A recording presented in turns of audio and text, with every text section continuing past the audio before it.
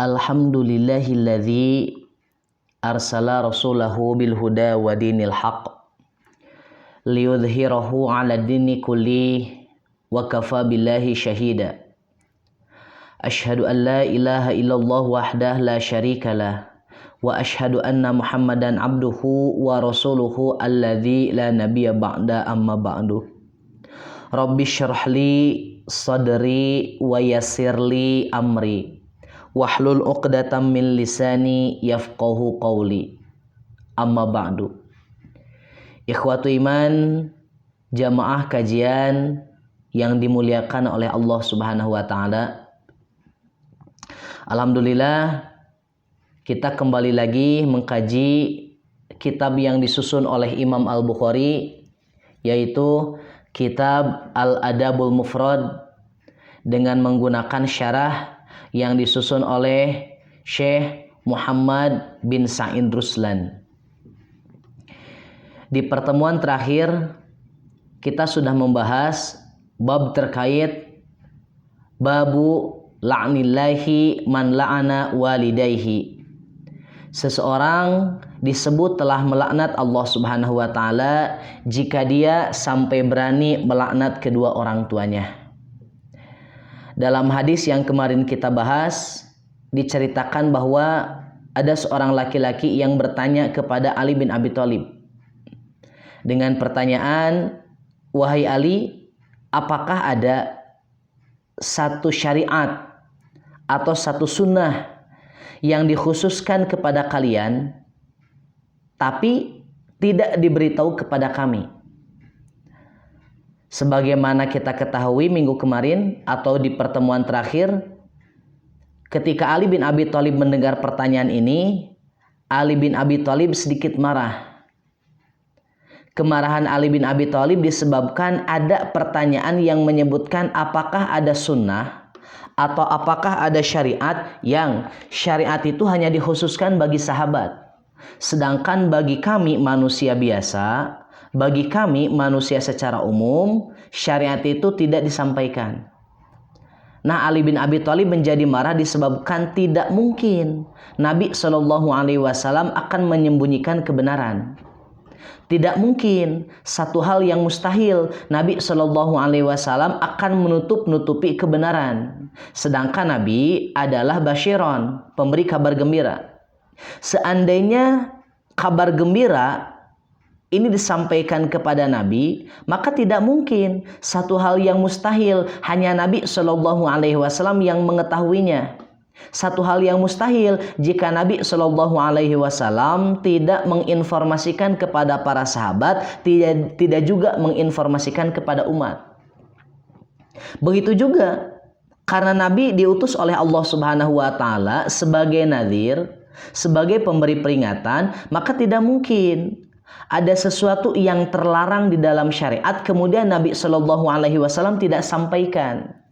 Nah, maka ketika ada pertanyaan itu, Ali bin Abi Thalib marah dengan alasan, kenapa engkau bertanya seperti itu padahal tidak mungkin Nabi SAW menyembunyikan sesuatu yang sesuatu itu dapat membawa kebahagiaan atau dapat terjaga orang yang tidak melaksanakannya dari siksa Allah Subhanahu wa taala. Nah, maka kemudian jawaban Ali bin Abi Thalib, Nabi tidak pernah mengkhususkan kepada kami terkait sesuatu yang tidak Nabi sampaikan untuk manusia secara umum.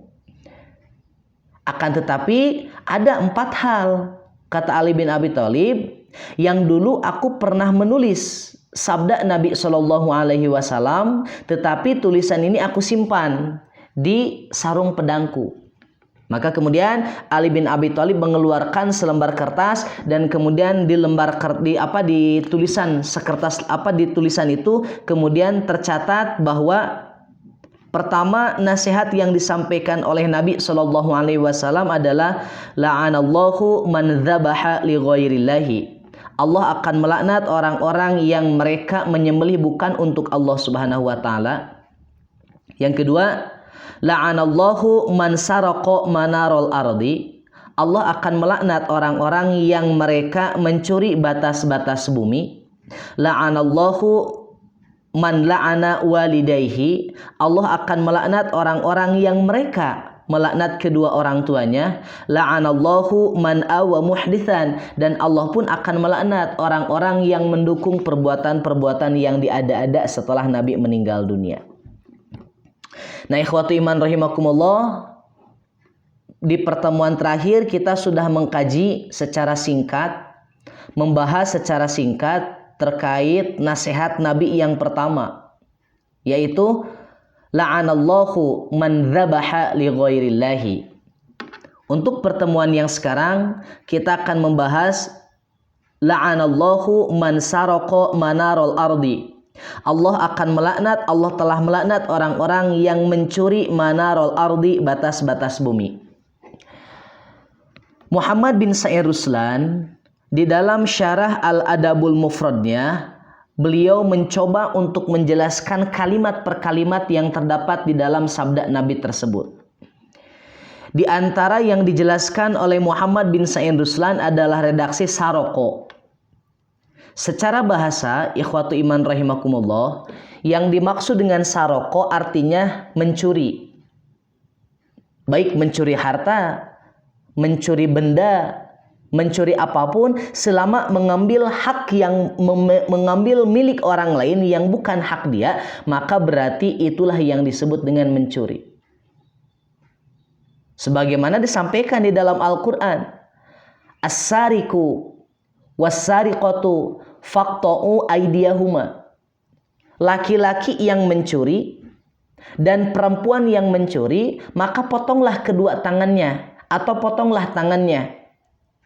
Nah, di sini Allah Subhanahu wa taala menggunakan kata saroko yang artinya mencuri. Dan dalam ayat itu Allah Subhanahu wa taala tidak pilih kasih.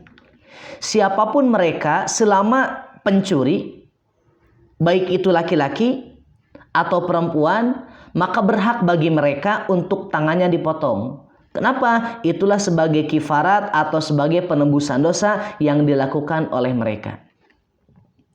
Akan tetapi Muhammad bin Sa'id Ruslan dalam hadis ini menjelaskan yang dimaksud dengan saroko artinya adalah ghayyaro, wa kadzalika hiya bitabdili wa taghyiri. Arti la'anallahu man saroko manarul ardi, kata saroko dalam hadis ini dimaknai oleh Muhammad bin Sa'id Ruslan dengan kata ghayyaro, merubah. Wa kadzalika hiya bitabdil, dan begitu juga dia maksudnya adalah bitabdil, mengganti, wa taghyir, dan merubah atau menggeser. Lalu kemudian menggeser apa? Nah, kita lanjutkan redaksi hadisnya. Saroko manarol ardi, menggeser manaro. Yang dimaksud dengan manaro, Muhammad bin Sa'id Ruslan menjelaskan jama'u manarotin. Yang dimaksud adalah jama' dari jama' manaro. Wahia alamatul ardi. Yang dimaksud adalah batas tanah. Allati tatamayyazu biha hududuha, yang sudah jelas mana hak milik dia, mana hak milik orang lain. Ikhwatu iman rahimakumullah, sudah menjadi hal yang lumrah, menjadi hal yang biasa ketika ada sebidang tanah, maka tanah itu pasti memiliki tanda. Tanda untuk menunjukkan bahwa tanah itu milik kita, atau yang menunjukkan bahwa tanah itu milik orang lain. Secara adat, tanda yang dimaksud setiap daerah pasti berbeda-beda. Ada yang menggunakan sebidang pohon, ada yang dibatasi dengan tembok, atau hanya sekedar ada yang dibatasi menurut Sunda galengan tanah jika di sawah. Nah, ketika tanah memiliki tanda bahwa ini milik saya dan yang itu milik orang lain, maka yang dimaksud dengan la'anallahu man saraqo manarul ardi artinya tanah itu sudah jelas memiliki tanda, dan tanda itu tanda orang lain. Dan alamat untuk menunjukkan tanah itu milik kita, umpamanya misalkan hanya sekedar menggunakan kayu saja. Kayu dimasukkan ke dalam tanah, lalu kemudian dibentangkan, dan itulah tanah dan batasan milik kita. Akan tetapi yang dimaksud dengan saroko manarol ardi artinya tanda itu ternyata digeser oleh orang lain. Seolah-olah ketika sudah digeser, ini loh tanah milik saya. Sehingga tanah dia menjadi lebih luas beberapa senti, menjadi lebih luas beberapa meter. Sedangkan tanah kita menjadi lebih sempit. Disebabkan batas tanah yang seharusnya sudah tertancap di tempatnya kemudian digeserkan oleh dia. Maka inilah yang dimaksud dengan manaro saroko manarol ardi. Bisa jadi yang dimaksud dengan manaro saroko manarol ardi atau manarol ardi di sini bisa jadi juga yang termasuk kategori sertifikat tanah. Karena di dalam sertifikat tanah ada status kepemilikan tanah milik siapa. Bahkan bukan hanya status kepemilikan. Di dalam sertifikat tanah juga ada penjelasan dari mana ke mana batas tanah kita.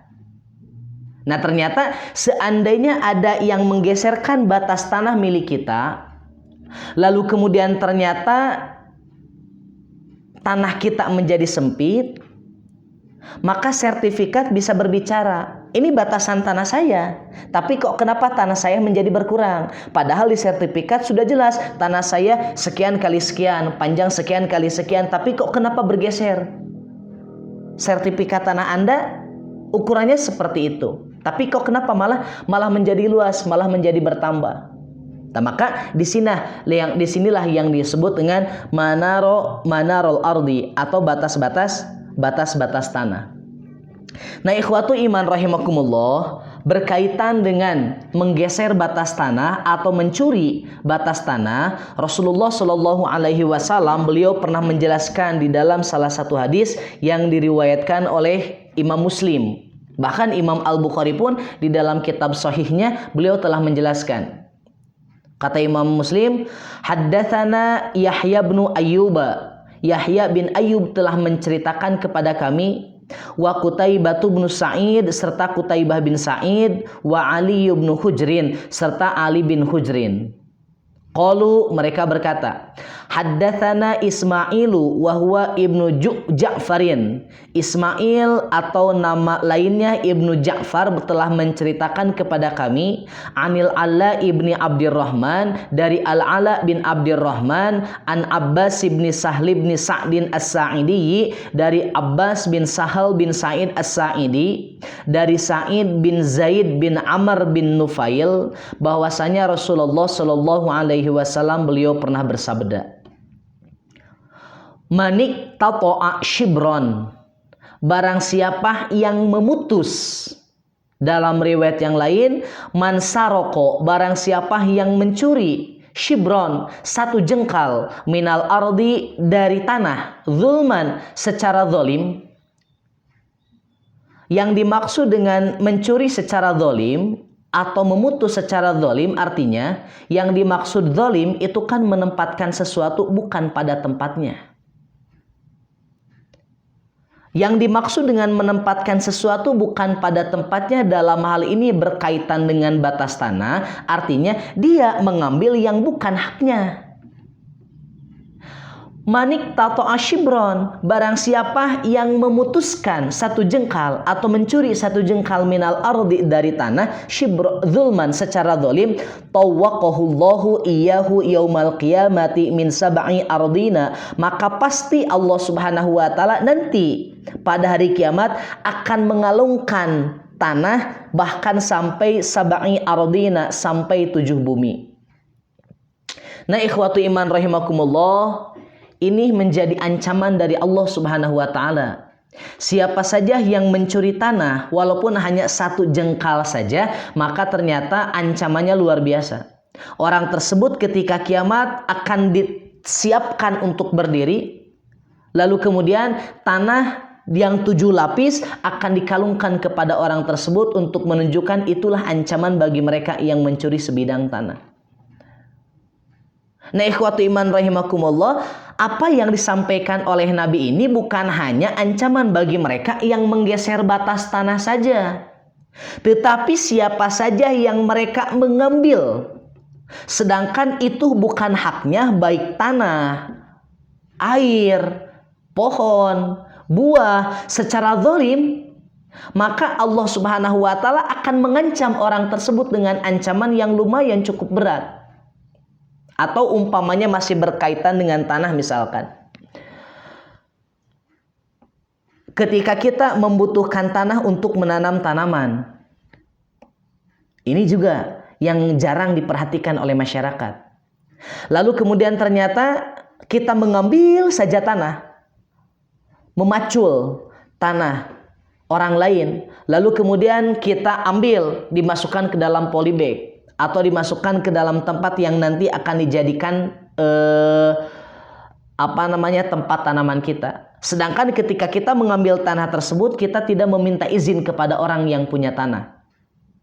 Walaupun orang tersebut sudah dekat dengan kita, walaupun dia termasuk saudara kita, adikah, mau itu kakak, mau itu bibi, mau itu tetangga, karena kita merasa dekat, akhirnya kita mengambil tanpa meminta izin kepada orang yang tanahnya kita ambil.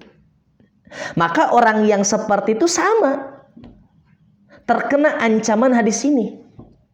Hadis ini bukan hanya berbicara terkait patok tanah kemudian digeserkan satu jengkal, tetapi hadis ini berbicara secara umum, siapa saja yang mengambil tanah orang lain tanpa meminta izin kepada orang tersebut, maka tawwaqahullahu iyyahu yaumal qiyamah, maka dia akan dikalungkan 7 tanah atau 7 bumi kepada lehernya. Na'udzubillahi min dzalik, ikhwatu iman rahimakumullah. Maka kemudian Imam An-Nawawi di dalam kitab Syarhul Minhajnya beliau menjelaskan wa fi hadzal hadis, dan pada hadis ini tahrimudz zulmi, ini menjadi haramnya kezaliman, wa tahrimul ghasbi, dan menjadi pengharaman pencurian terhadap barang milik orang lain. Lalu kemudian Imam An-Nawawi pun menjelaskan bahwa Allah Subhanahu wa taala beliau akan mengalungkan bukan hanya tanah yang dicuri, tetapi Allah Subhanahu wa taala akan mengancam orang-orang yang mana mereka dulu ketika di dunia menjadi orang-orang yang bakhil, atau mereka ketika di dunia menjadi orang-orang yang pelit. Orang lain membutuhkan, meminta bantuan kepada kita, bukan dibantu, malah dihardik, malah diusir. Maka orang-orang yang seperti itu sama, harta yang mereka kumpulkan ketika di dunia akan dikalungkan oleh Allah Subhanahu wa taala ketika nanti hari kiamat. Hal ini sebagaimana Allah Subhanahu wa taala sampaikan di dalam Al-Qur'an surat Ali Imran ayat 180. A'udzubillahi minasyaitonirrajim. Wala yahsabannal ladzina yabkhuluna bima atahumullahu min fadlihi huwa khairan lahum bal huwa syarrun lahum sayutawwaquna ma bakhilu bihi yaumal qiyamah. Janganlah orang-orang yang bakhil terhadap apa yang telah Allah Subhanahu wa taala berikan min fadlihi, dari sebagian karunia-Nya, mereka menganggap apa yang mereka miliki dalam bentuk harta, apa yang mereka miliki dalam bentuk makanan, apa yang mereka miliki dalam bentuk harta benda, apa yang mereka miliki dalam hal hewan ternak dan yang lain sebagainya, huwa khairun lahum, itu bagus bagi mereka, itu keutamaan bagi mereka. Tidak. Orang-orang yang bakhil, yang mereka memiliki segalanya, yang mereka memiliki harta benda, mereka memiliki makanan, mereka memiliki emas, intan, berlian, tetapi ketika ada orang-orang yang meminta bantuan kepada mereka, kemudian mereka tidak mau memberi, kata Allah, kalian jangan sampai menganggap apa yang kalian miliki ini bagus bagi kalian, ini sebagai bentuk keutamaan bagi kalian. Tidak, kata Allah. Bal huwa syarrun lahum. Bahkan apa yang mereka miliki tetapi tidak mereka keluarkan untuk berbagi kepada sesama, untuk memberi kepada orang-orang yang membutuhkan, itu justru syarrun lahum. Itu sesuatu yang sangat jelek bagi mereka. Kemudian Allah Subhanahu wa taala menyampaikan, orang-orang yang bakhil terhadap orang lain karena khawatir hartanya berkurang, maka sayutawwaquna ma bakhilu bihi yaumal qiyamah, harta yang mereka kumpulkan di dunia, harta yang mereka lulukan di dunia, harta yang mereka tumpuk-tumpuk ketika di dunia, sayutawwaquna, akan dikalungkan oleh Allah Subhanahu wa taala yaumal qiyamah, kelak ketika mereka masuk ke hari akhirat. Lalu kemudian Imam Ibnu Katsir beliau menjelaskan sebagaimana yang beliau mengutip hadis yang diriwayatkan oleh Imam Al-Bukhari. An Abi Hurairah, dari Abu Hurairah, qala Rasulullah sallallahu alaihi wasallam, Rasulullah sallallahu alaihi wasallam beliau bersabda, man atahullahu malan falam yuaddi zakatahu, barang siapa yang nanti ketika di hari kiamat dia bertemu dengan Allah Subhanahu wa taala dengan membawa harta yang dulu pernah dia bakhilkan, falam yuaddi zakatahu, sedangkan harta yang dia kumpulkan ketika di dunia, lam yuaddi zakatahu, tidak dikeluarkan zakatnya, muthilalahu syuja'an aqarralahu zabibatani, maka Allah Subhanahu wa taala akan menjadikan ular yang besar, yang botak, yutawwaquhu yaumal qiyamah, yang ular itu akan dikalungkan kepada lehernya yaumal qiyamah, pada hari kiamat. Lalu kemudian dia akan berkata, ana malikuka, aku adalah hartamu yang dulu engkau kumpulkan. Ana kanzuka, aku adalah harta perhiasanmu, emas, intan, berlianmu yang dulu engkau kumpulkan ketika di dunia. Nah, ikhwatu iman rahimakumullah, inilah ancaman bagi mereka yang mencuri harta milik orang lain. Atau ini juga ancaman bagi mereka yang bakhil terhadap harta yang dia miliki. Kenapa? Hukumannya hampir sama antara orang yang mencuri tanah dengan orang yang bakhil terhadap harta yang dia miliki. Ketika Allah Subhanahu wa taala mengancam orang-orang yang bakhil agar nanti ketika di hari kiamat hartanya dikalungkan menjadi ular ke dalam kepada tengkuknya, ini ternyata menjadi dalil bahwa sebetulnya harta yang dimiliki oleh dia, yang ketika ada orang lain meminta kemudian dia tidak mau memberi, sebetulnya dia sudah mencuri hak milik orang lain. Sebab apa yang dimiliki oleh kita, baik uang, emas, intan, berlian, sebetulnya ada hak orang lain yang harus kita berikan kepada mereka. Seandainya ada orang yang meminta haknya kepada kita kemudian tidak kita berikan, maka hukumannya sama seperti orang yang mencuri tanah milik orang lain. Maka wajar ketika dalam hal pencurian tanah dan kemudian dalam hal bakhil terhadap harta yang dimilikinya, hukuman dan ancamannya sama, yaitu tawwaqahullahu iyyahu yaumal qiyamah. Allah akan mengalungkan tanah tersebut atau harta yang dibakhilkan oleh dia pada hari kiamat sebagai tanda bahwa dia telah mencuri harta milik orang lain. Nah, itulah ikhwatu iman rahimakumullah terkait Allah melaknat orang-orang yang menggeserkan batas tanah. Lalu kemudian yang terakhir, la'anallahu man awa muhditsan. Allah Subhanahu wa taala telah melaknat orang-orang yang melakukan kebid'ahan. Nah, maka di sini Muhammad bin Sa'id Ruslan beliau menyampaikan janian au mubtadi'an. Hadis ini menunjukkan bahwa yang dimaksud adalah mubtadi'an, orang-orang yang melakukan kebid'ahan. Atau fal muhditsu, kalimat muhdis yaitu man ya'ti bi fasadin fil ardi, maksudnya ialah orang-orang yang membuat kerusakan di muka bumi. Wa yakunu ma'nal iwa'i fihi, yang dimaksud dengan kata al-iwa'i atau man awa muhditsan artinya adalah ar-ridha bihi. Ketika ada orang yang melakukan kebid'ahan, ketika ada orang yang beribadah tapi tidak mengikuti sunnah Nabi, orang tersebut bukan menolak, orang tersebut bukan memberitahu, tapi orang tersebut malah ridha bihi, seolah-olah meridhoi dan merestui kebid'ahan yang dilakukan oleh mereka. Maka Rasul mengancam Allah akan melaknat atau Allah telah melaknat orang-orang yang mereka setuju dengan orang-orang yang melakukan kebid'ahan. Yang dimaksud adalah aridha bihi. Ketika ada orang yang melakukan kebid'ahan, apapun bentuk bid'ahnya, maka dia tidak melarangnya, dia tidak memberitahunya, dia malah membiarkan dia melakukan kebid'ahan seolah-olah dia setuju dengan apa yang dia lakukan. dengan apa yang mereka lakukan. Wa yakunul makna aidon. Makna yang lainnya juga as-sabru alaihi, ketika ada orang yang melakukan kebid'ahan karena takut dia akan diasingkan, dia takut akan dijauhi, maka as-sabru alaihi, dia sabar terhadap kebid'ahan yang dilakukan oleh orang lain, maka itu juga termasuk awak muhditsan. Dia setuju dengan orang yang melakukan kebid'ahan. Nah, maka ikhwatu iman rahimakumullah, fa idza radiyal insanu bil bid'ati, maka jika ada orang-orang yang ridho terhadap kebid'ahan yang dilakukan oleh orang lain, wa aqarra fa'ilaha, dan dia menyetujui terhadap orang yang melakukan kebid'ahan, wa lam yunkirha, dan dia tidak mengingkari kebid'ahan tersebut, faqad awahu, maka dia telah ridho atau yang dia termasuk kategori awa muhditsan. Nah, ikhwatu iman rahimakumullah, hati-hati dengan perbuatan bid'ah. Ketika kita melihat orang lain melakukan bid'ah, maka ingkari perbuatan itu.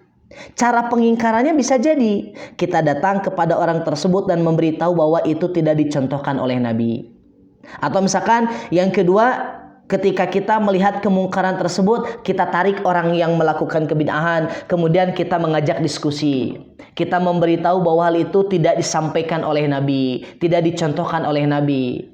Itu harus dan wajib untuk dilaksanakan. Walaupun dengan metode yang berbeda tentunya. Tidak boleh, misalkan tidak perlu dengan ketika ada orang yang melakukan kebid'ahan, kemudian kita pukul, itu bid'ah. Itu tidak perlu. Tapi ketika ada orang yang melakukan kebid'ahan, lalu kemudian kita ajak diskusi. Beritahu bagaimana dalil yang jelasnya, bagaimana yang dicontohkan oleh Nabi Shallallahu Alaihi Wasallam dengan metode yang tidak menjadikan mereka sakit hati. Walaupun secara adat ketika ada kebiasaan yang dilaksanakan oleh orang lain kemudian kita larang, otomatis mereka yang melakukan akan tidak suka dengan apa yang kita sampaikan. Akan tetapi ikhwatu iman rahimakumullah, disinilah pentingnya fiqh dakwah. Disinilah pentingnya bagaimana memahami konteks orang-orang yang melakukan atau bagaimana memahami orang-orang yang melakukan kebid'ahan. Di sini pentingnya fikih dakwah. Maka yang paling penting dalam hadis ini, siapapun yang melihat kebid'ahan, maka larang kebid'ahan itu dengan cara yang dia mampu. Jika dia mampu dengan lisan untuk berdiskusi, silakan diskusi dan debat. Jika dia cukup dengan dinasehati, silahkan nasihati. Sebab ketika kita ridho atau membiarkan orang-orang melakukan kebid'ahan, maka berarti kita akan dilaknat oleh Allah Subhanahu wa taala sebagaimana sabda Nabi, la'anallahu man awa muhditsan. Allah Subhanahu wa taala akan melaknat orang-orang yang mereka ridho dan sabar terhadap orang-orang yang melakukan kebid'ahan. Lalu yang terakhir, la'anallahu man la'ana walidayhi. Allah Subhanahu wa taala akan melaknat orang-orang yang mereka melaknat kedua orang tuanya.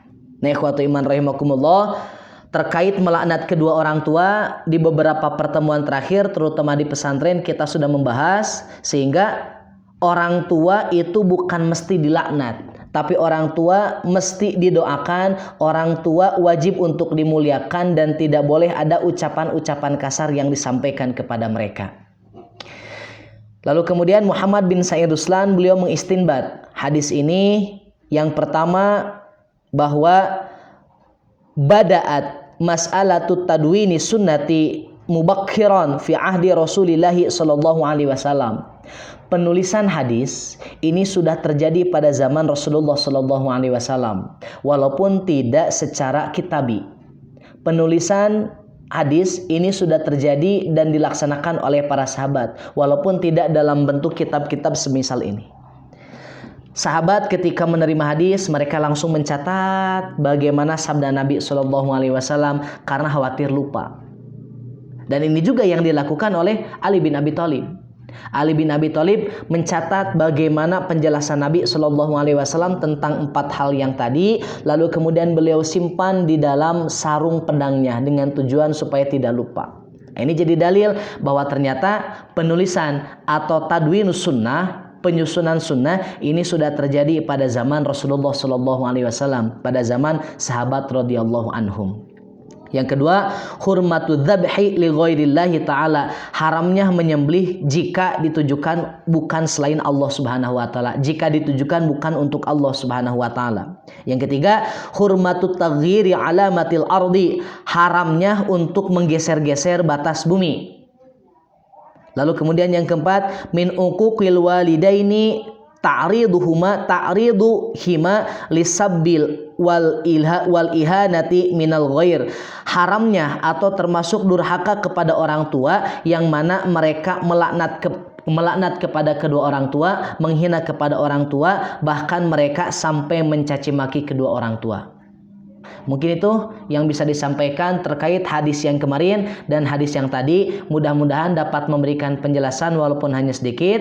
Insya Allah nanti kita akan lanjutkan dalam kajian-kajian yang lainnya. Aqulu qouli hadza wastaghfirullah li wa lakum. Assalamualaikum warahmatullahi wabarakatuh.